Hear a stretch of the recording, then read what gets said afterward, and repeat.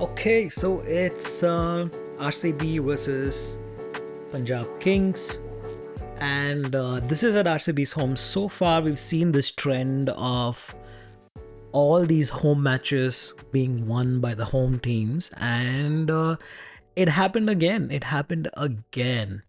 RCB was looking for their first win, and just to ensure that they're also on the points table with one win.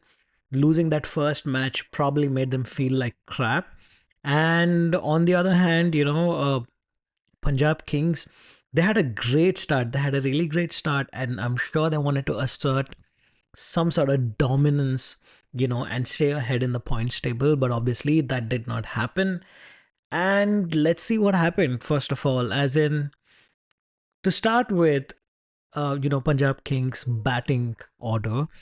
Besto is so frustrating to watch sometimes. Like, the way he starts, you think that this guy is going to take us home. This guy is just brilliant. And you just know, even in the test matches when, England toured India, he starts so well, at least till the 20s, score.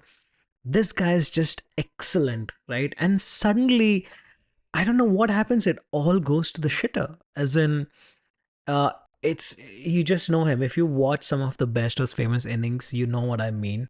It was really frustrating to watch. And today, Prabh Simran looked the same. Prabh Simran had like such a fantastic season last year.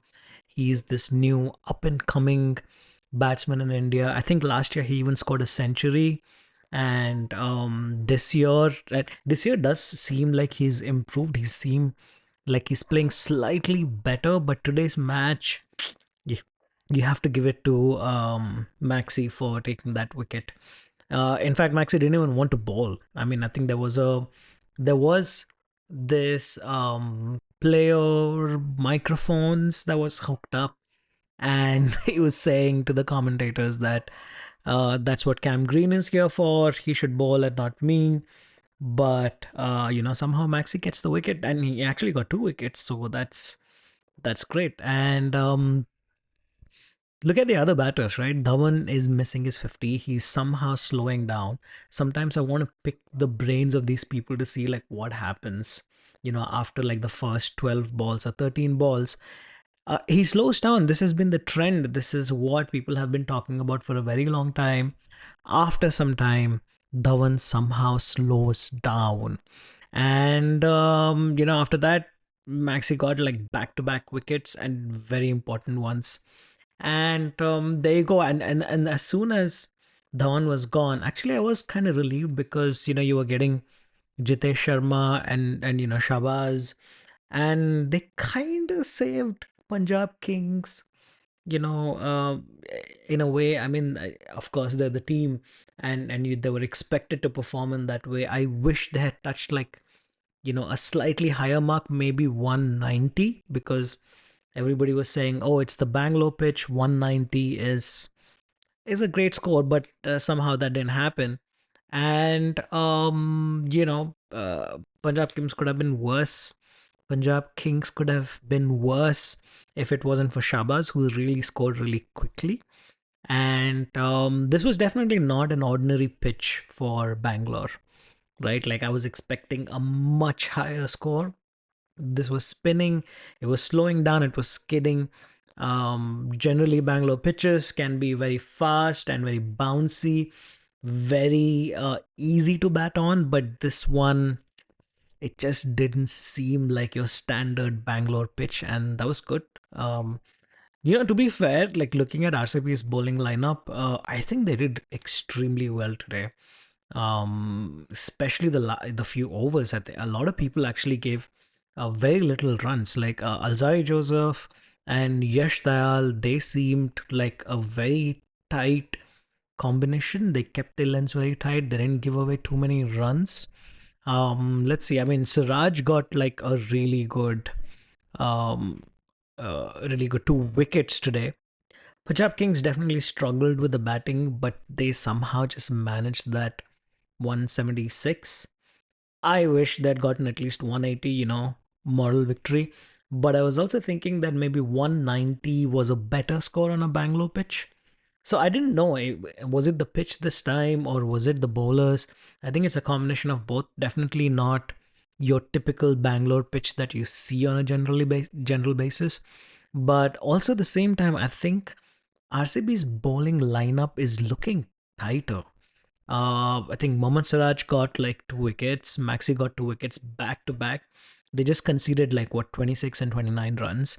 Yash Dayal actually gave away only 23 runs as an impact player. I think that's a job well done, and he got a wicket, right? And that's the whole point, right? Like, and he got Sam Curran's wicket actually, so it's a very important one. And his economy is the least in the entire team. He's bowling a lot better than we've seen him in the last season. Just to recover from what he went through last season against Rinku Singh, I think it's fantastic. And Alzari Joseph, some of his balls seemed really, tight, but somehow I think he managed to give away too many runs. Um, Mayank Dagger, Cameron Green, I think they're just in and out, and you never know. But you never know. In the next few matches, we might actually see some good performances. Now, coming to the RCB's innings, I was just thinking, and you just know when Kohli is going to fire. And most of the time, it's because he's gotten like this lifeline. And today's lifeline was presented by Johnny Bairstow again.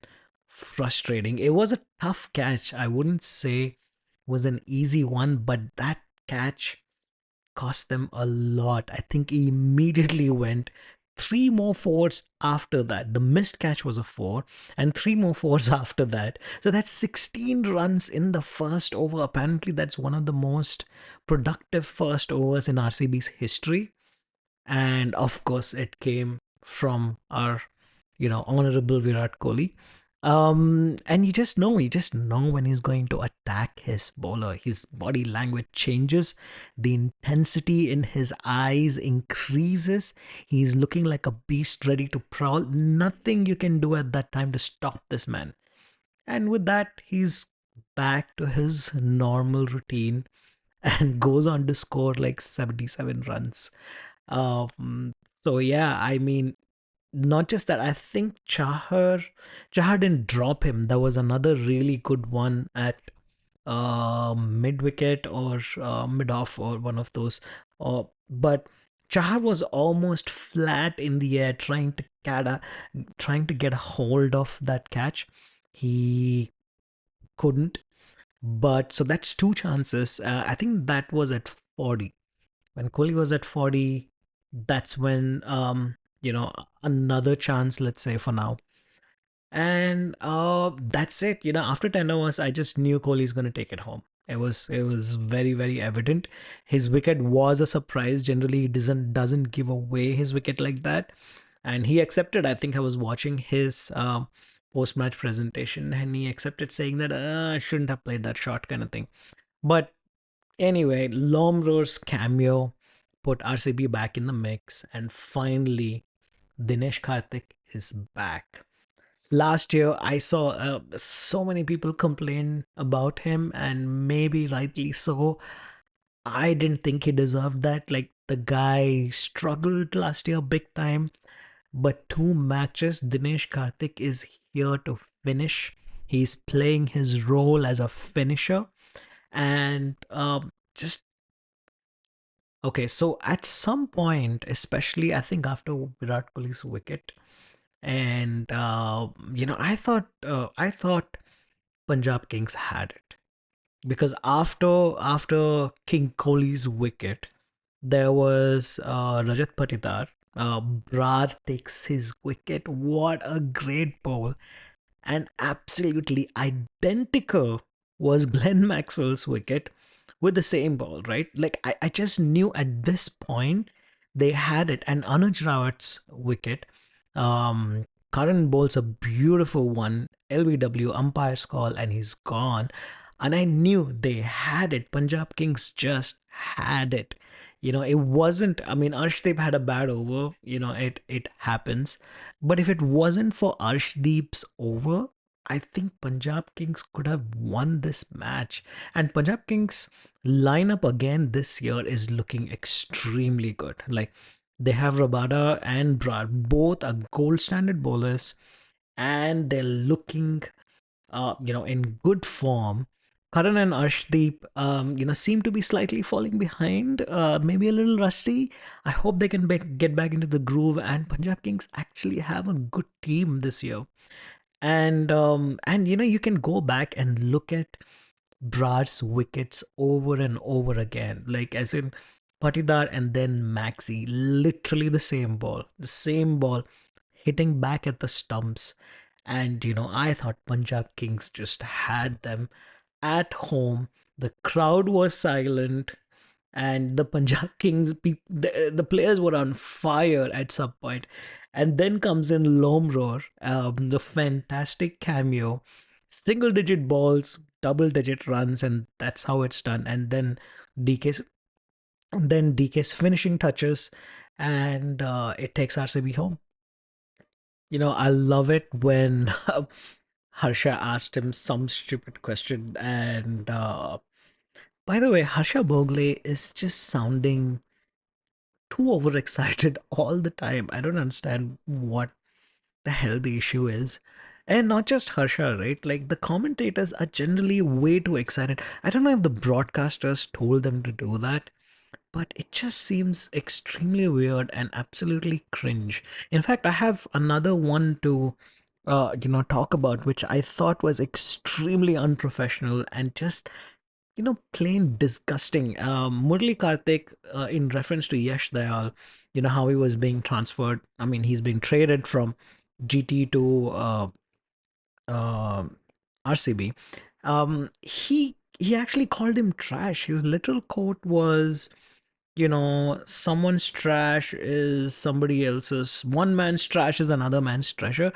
I mean, you can't say that about a player, man. That guy, he's another human being, and it's absolutely shit. I mean, I get it when Sanjay Manjrekar spoke about Jadeja calling him bits and pieces players. I get it. I've also said in the past that players should be able to take it, but calling someone trash on air is extremely unprofessional. But anyway, the spiciest part was towards the end when Harsha Bogle asked him some questions. I don't even remember. But his response was just absolutely brilliant. And you could see that sly old school Virat Kohli, wanting to actually just, get these people, whoever the hell was, speaking about these rumors about not including him in the T20 World Cup. And he just said, like, I just loved, I mean, I think I'm just gonna quote him. Let me see. I know my name is often used just to promote the T20 game across the world, but when it comes to T20 cricket these days, I still got it, I guess. Wow, that is some shade throwing. I mean, seriously, I don't know what this guy has to do to keep being included, keep proving himself to be included into a T20 World Cup. It's absolutely trash comments, but well done. Well done, Virat Kohli, my brother.